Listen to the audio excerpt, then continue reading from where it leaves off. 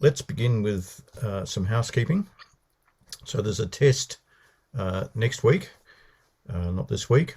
The task write-up for that test will be posted on Wattle by Friday. I'll try to get it up earlier than that. And I'm pretty sure the task write-up will probably be based on stuff that we're covering today. So I've got a fairly good idea in my mind of what it will involve.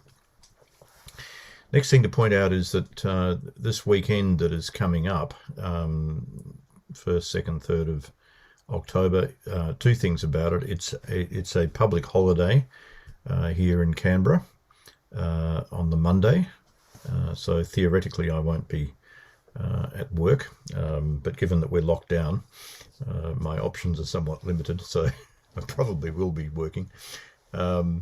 But I probably won't be doing a live lecture. I think you can work for the moment on the assumption that it'll be a pre-record. But if I change my mind about that, I'll put a message out on Wattle in case some of you want to come along. I may decide in the end to do it at 4 o'clock on Monday anyway. But do remember about the daylight saving time, because that's going to affect those of you that are in a different time zone to Canberra. And some of you are in very different time zones to Canberra.